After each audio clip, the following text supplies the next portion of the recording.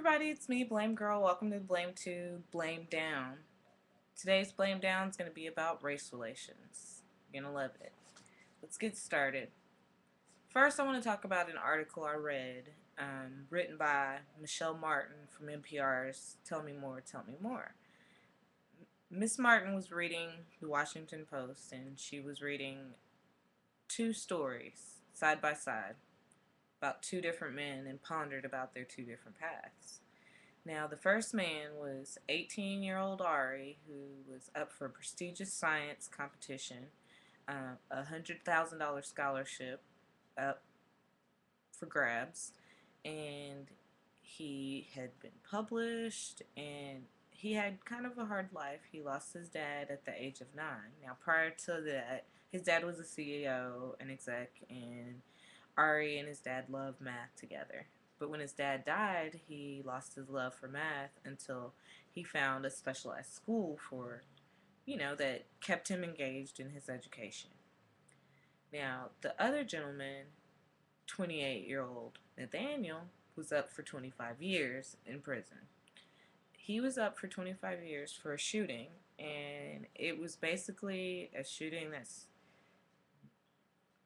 spurred all these other shootings. Initially, it was a shooting over a bracelet that was stolen at a party. Another shooting happened. Another shooting happened. A shooting at a funeral happened.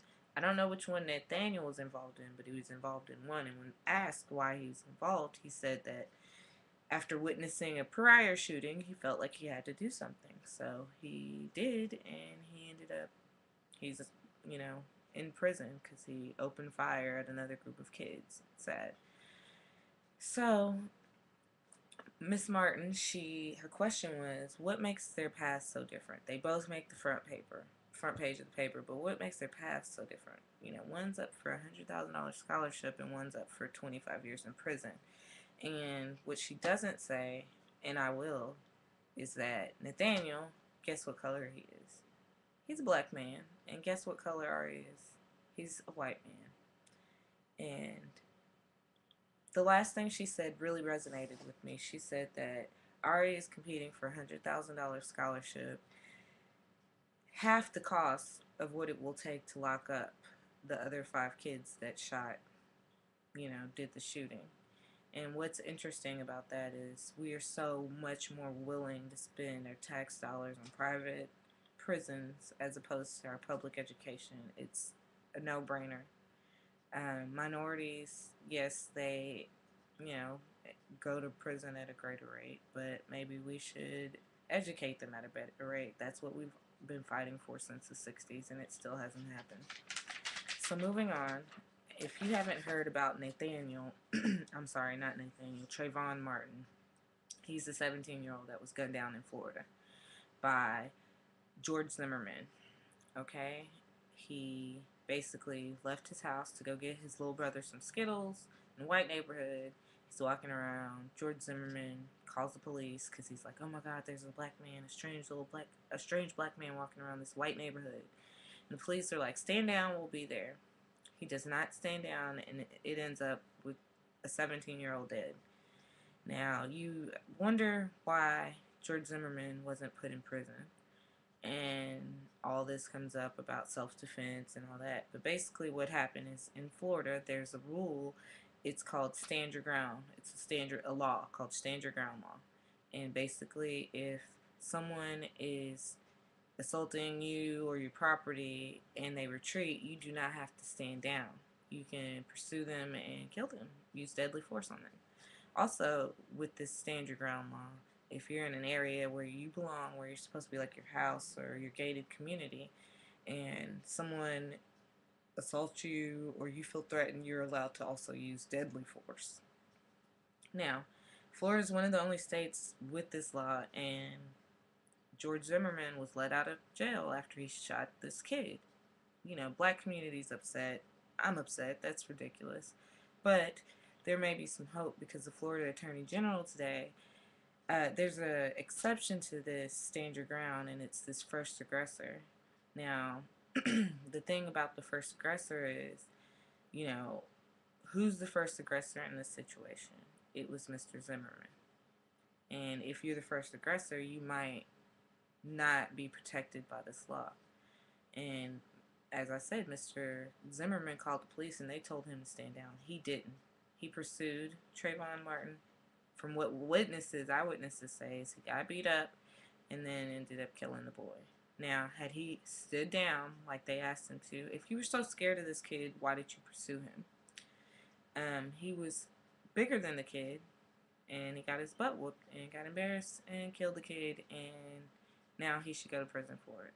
And it not only is a racial discussion, because not all black people are scary to where you need to pull your gun. I got into a discussion with someone on my Facebook about it. You know, he seems to think that we should profile, but I don't think that's right. Should I duck and run every time I see an old white man in Wranglers and cowboy hat because I feel like I'm gonna get lynched? No, that's unreasonable, and it's unreasonable for this man to use deadly force just because he saw a black teenager walking around the neighborhood. And then it also generates discussion on the Second Amendment. I know people love their Second Amendment, but everybody doesn't deserve a gun. And this is just another responsible gun owner that wasn't very responsible. And I read about it all the time. So moving on to the last race relation case.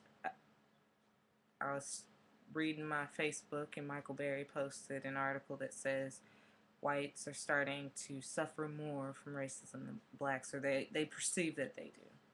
And I think that that's really interesting. It comes from the Daily Mail. It was an article, but the study is by sociologists from Harvard and another school. 209 whites, 209 blacks, and they ask them, and what they see is that blacks are feeling like this and whites are feeling like this. Now, the thing that's interesting is they asked them that since the 50s. Now, since the 50s, blacks have gotten more rights. We have. No one can deny that. That doesn't mean racism's gone, and I don't want you to be fooled into thinking that that's what that means. Just because we're not perceiving it as much as we did in the 50s doesn't mean it's gone. And another something I want to say is that just because whites are perceiving it more, maybe they're perceiving it more because it occurs more. In the 50s, it wasn't allowed to occur, and no one was doing a study to ask whites if they felt discriminated against by blacks, because blacks had to treat whites with the greatest respect, and we all know it. So, I think it's a bit of a flawed study, but it's interesting to hear that whites are perceiving themselves as being discriminated against. I'm sure discrimination occurs all the time, but the real discrimination is like whose group is getting the education that they deserve and whose group's not. And it's really, discrimination is more of a monetary type of thing today than it is racial. But the racial one does still exist. Don't get it twisted, folks. Alright, thanks for tuning into the Blame Down. Like I said, I'll try to get these up very regularly, and I appreciate your support.